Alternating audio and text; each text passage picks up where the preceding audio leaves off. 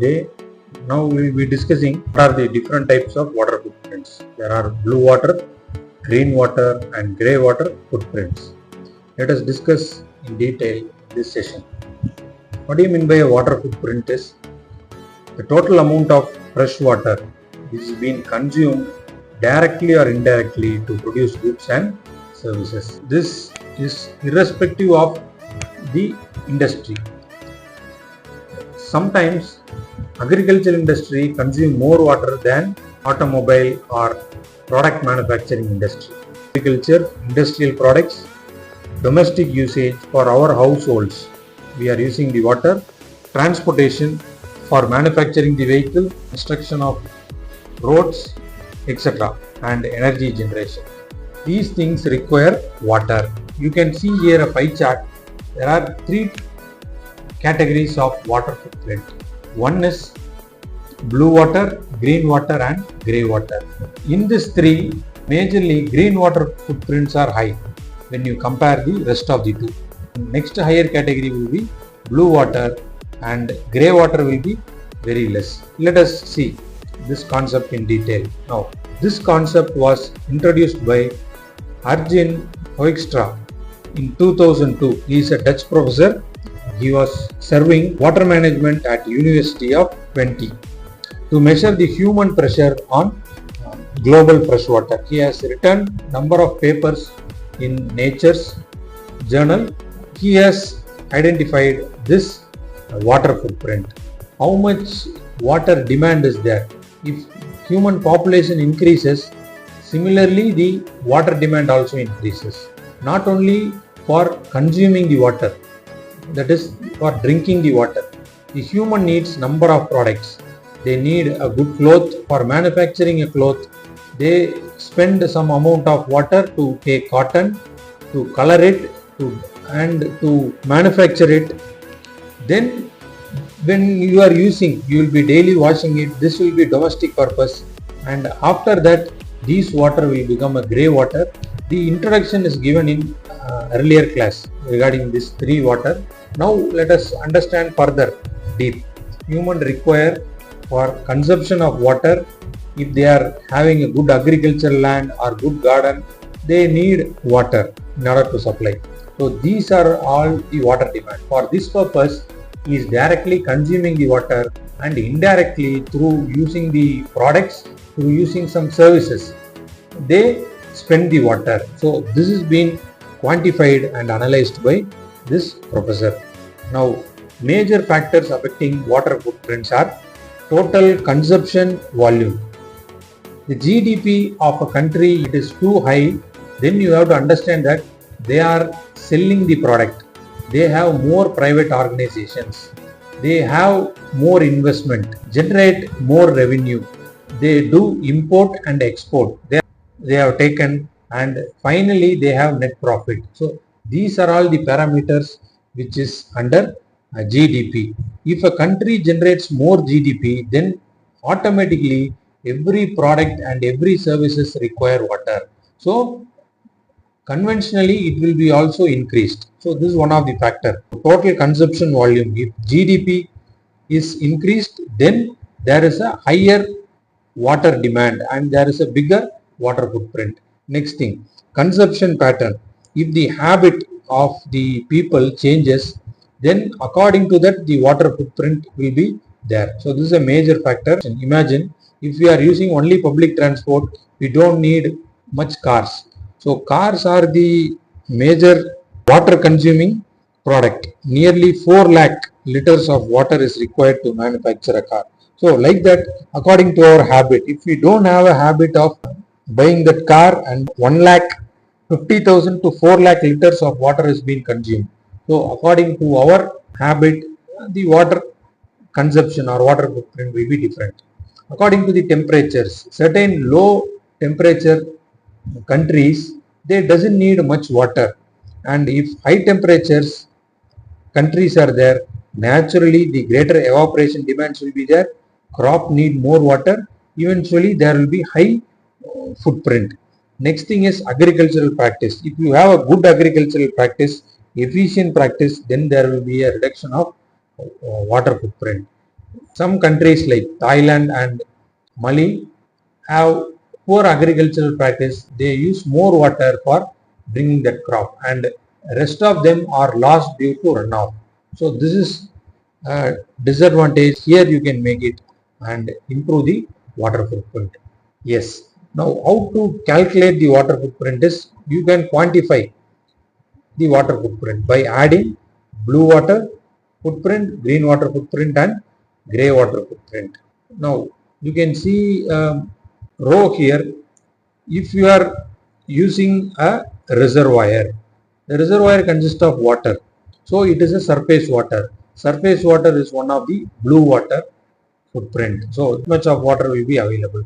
Now next thing, navigation. We are transporting one material to another places. They require, these large ships require blue water and they don't need any grey water. Like this, for each and every activities and services, the different kinds of waters are required. You can see that the agriculture needs blue water, green water plus grey water. These three types of water is required, and hence the agriculture is the highest water footprint category. In municipal and water, they use domestic and commercial purposes. They end up in blue water plus grey water. These are the list of essential water footprint components. Before letting into the topics, yes, components of water footprint. First thing I will discuss blue water footprint. Now what are blue water footprints are, which is source of water is being consumed from surface and groundwater. What are the surface waters? We have ocean, river, lakes, etc. So if we are consuming that water, then it is called blue water footprint. How much of river water or lake water we consume, those are the examples of blue water footprint. And finally this water will be tipping into the sea. Either groundwater or sea water will be ending up in sea. So what are the industries they use? Irrigated, agricultural industry, then product manufacturing industry. Next thing is for domestic purpose. For these three things we are dependent on blue water. We drink water every day for 2 to 3 liters. In the sense, these are the demand of blue water. We require water for washing the clothes. So this is an example of blue water. So like this, agricultural sector consumes 70% of global blue water. Next thing, industries use about 20%. For domestic, we use 10%. Domestics are drinking, washing, cleaning, gardening, etc. We use only 10% of water. So whereas when the companies use, you see that large truck requires 5.46 cubic meter of water. That means 5460 liters of water is required to manufacture a vehicle, a large vehicle. You can see if any car is being manufactured, around 1693 liters of water is required. So 1 cubic meter will be 1000 liters. So these are the demands. Next thing, now let us understand item wise how much the textile industry consumes. Generally per kg of cloth, if they manufacture 100 to 200 liters is essential. Manufacture 1 kg of cloth. Paper industry is the highest, 100 to 250 meter cube. That means into 1000, that is 250,000 liters of water is required to manufacture 1 ton of paper. Steel industry and thermal power plant. So blue water footprint formula is blue water consumed minus return flow. Return flow means they will be taking fresh water from river or from the groundwater. So the same water they can use it for again. Next thing, for domestic purpose, for bathing we use 50 to 100 liters per day. Toilet 30 to 50 liters. Washing the clothes 20 to 40 liters. Cooking and drinking is 10 to 15 liters per day we use. These are for domestic purpose. This is what I told. The products we are having. What are the products? Everybody have any two-wheeler or four-wheeler which requires 1,50,000 to 4 lakh liters of water to manufacture. Smartphones everybody have in our hand. Manufacturing that 1200 liters of water, which is blue water, is required. Now you see that jeans, for one pair of jeans requires 7,000 to 10,000 liters to manufacture. When you compare the cotton and jeans, this is very much higher. So jeans fan requires more water to manufacture. Nearly half of the water required for 1 ton of steel. 1 ton of steel requires 20,000 liters minimum. Then the jeans requires 10,000 liters per jeans. 1 ton of steel is very high and one pair of jeans is nearly half kg. So you see that how much of water is being spent there. And 1 ton of cement, for manufacturing that you need 1000 to 3005 liters of water. The same way, agricultural products also require water. We have 1 kg of rice. For getting 1 kg of rice, we need to irrigate the crop. So how much of water it consumes? It consumes 2500 to 5000 liters of water throughout their cropping period in order to get 1 kg of rice. So these are the blue water demand. For that we take from canals, sugarcane, then cotton. You can see cotton is the highest consumption of water, 7,000 to 10,000 liters per kg.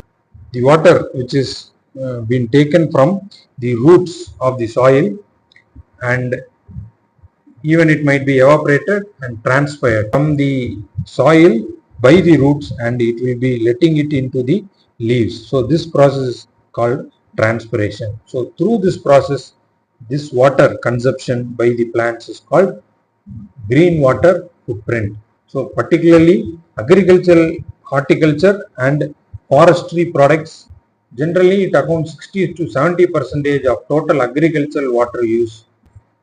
This is essential for rain-fed agriculture. Now, this is not the water which is being used by canal irrigation or drip irrigation. Naturally consumed by rain-fed agriculture. Maize is called corn. Nearly 80% of green water contribution is being done. Then millets are 90%. Remaining two are 85 to 70%. So green water footprint according to crop wise, I will be giving difference. Here you can see two difference, blue water and green water. For producing rice, we require both blue water and green water. How much of blue water is essential in the sense? 1500 to 3000 liters per kg of rice is required. Some waters are being absorbed from the soil and it is being transpired. This process is keep on happening. So this is called green water. Around 1000 to 3000 liters per kg is essential. Cumulatively requires 3000 to 5000 liters per kg of rice. So green water footprint is rainwater evapotranspiration by plants. So how much rainwater is being received and how much is being evapotranspired. Rest of them will be ground water and another one will be a surface water. These two will be taken as blue water, and in between this process, this is called green water. Next thing, maize or corn. Blue water requirement is 2000 to 400 liters per kg. Green water is much higher. You can see more than 2.5 times it is higher, 700 to 900 liters per kg. Totally 900 to 1200 liters per kg. Now next thing is blue water for sugarcane and green water for sugarcane is 1000 to 2000 liters and 500 to 1000 liters. Cumulatively 1500 to 3000 liters is essential. Wheat requires more green water than blue water. Totally 1300 to 2000 liters per kg. Millets requires 50 to 150 liters per kg. This requires very less amount of water. These are all called dry crops, and green water is 400 to 700 liters per kg. So totally 500 to 900 liters per kg.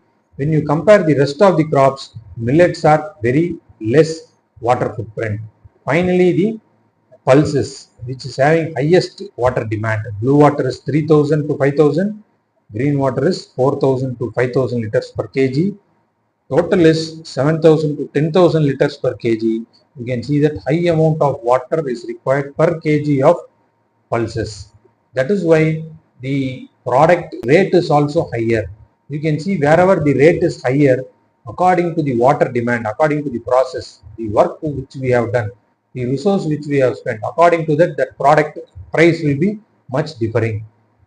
Last one is grey water footprint. What are grey water is, when we consume large number of water, green and blue, the volume of water needed to absorb or neutralize the pollutant.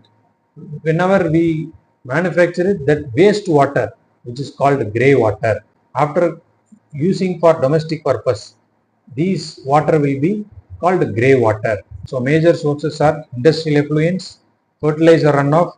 Even when we are putting fertilizers, nitrogen fertilizers to the agricultural plant, the plant will absorb some amount and rest of them will be stagnating up. So these nitrogen will be taken away during the runoff of rainwater. So this requires dilute before letting it into the river, or else the algal bloom will be there. Consequences we have to manage. The textile industries generate nearly 1000 to 2000 liters wastewater per kg of cloth. We have discussed that nearly 10,000 liters is essential. Out of that, 100 to 200 liters of wastewater per kg of cloth is being generated. For producing 1 ton of paper, create 150 to 200 meter cube of wastewater. That is 2 lakh liters of wastewater is generated. Untreated sewage and urban area contributes 80% of water pollution in many developing nations. Domestic water, these are which are used in houses, kitchen waste, washing waste, then toilet. So these are the water which consist 80% of water pollution. You can see grey water per kg of cotton, per kg of rice, etc. You can see the total volume, and 1 cup of coffee require 1000 to 150 liters grey water is being generated. So for 1 liter of milk, 50 to 150 liters of grey water is being generated. You can see the list of source of grey water here in this picture. So how to quantify the grey water is pollutant load divided by maximum acceptable concentration minus natural concentration. These things will be quantified in kg per meter cube, and pollutant load is kg per year. Let us take one small example. A farm releases 20 kg of nitrate fertilizer into a nearby river. If they are using 20 kg of nitrate fertilizers for a agricultural field, that is the parameter called pollutant load, which will be 20 kg there. Now, minimum acceptable concentration is, you can see maximum nitrate concentration allowed in a river is 10 milligram per liter, which is being given by Central Pollution Control Board. If the rainfall occurs, that nitrate will be washed away and will be carried to the nearby stream, and that stream will be linking it into the river, and river will be contaminated due to this fertilizer. So what is the natural concentration in the river is 2 milligram per liter. If we subtract the 10 minus 2, this is the maximum limit and this is permissible limit, we will get 8 milligram per liter. And if we calculate in terms of milligram to kg, we will be dividing it by 1000. So 0.008 kg per meter cube. We have subtracted this, and if you divide 20 divided by 0.008, we will be getting 2500 meter cube of water. That means 25 lakhs liters of water is required to dilute this pollution. So that is the demand of grey water. You can see product wise, for rice cultivation, what we are doing is we are putting nitrogen for fertilizer. 1500 to 3500 meter cube per ton of crop is essential for diluting this. Like that for wheat. Then for cotton cultivation, what we do is we do pesticides and we do fertilizer, and for managing this two and balancing this two, we require 5000 to 9000 meter cube per ton of cotton. This is very high grey water footprint. This is the highest grey water footprint for cotton. That is why the textile industry is costly. Then sugarcane, which we use nitrate, nutrient runoff, and in textile industries they use dyes and chemicals for putting colors and for manufacturing different types of cotton. So for that 100 to 300 meter cube of grey water is essential. High wastewater generation in paper industry, but in textile industry you have large chemical discharge. Now paper industry consists of high wastewater generation, which consists of organic and chemical waste. The next thing is leathering and tanning. You can understand by these values, and according to sector wise you can understand how much of grey water is being generated.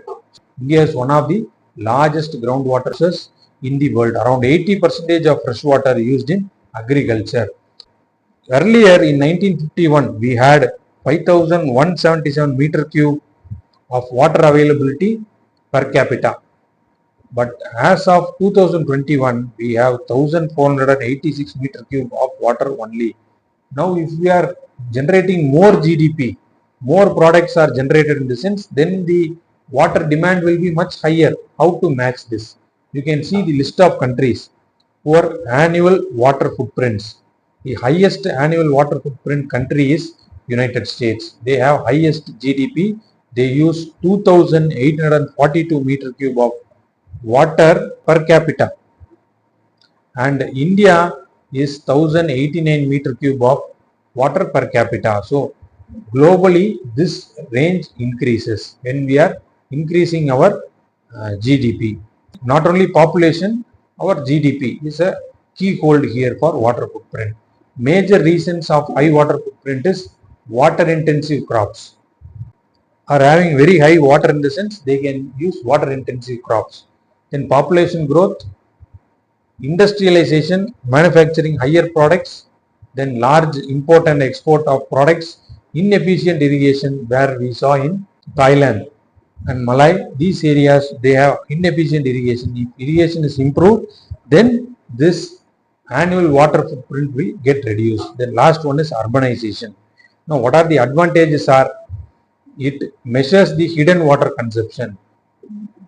A country cannot identify, or a village cannot identify the amount of water requirement, which depends on the water footprint. Identify water intensive activities, develop sustainable policies according to this demand. According to identification, we have to develop certain suitable policies, managing river basins, improve climate resilience. And these are the places not only in agriculture, environmental engineering, water resource management, sustainable agriculture, industrial auditing and urban planning. These are the areas where this water footprint is being applied.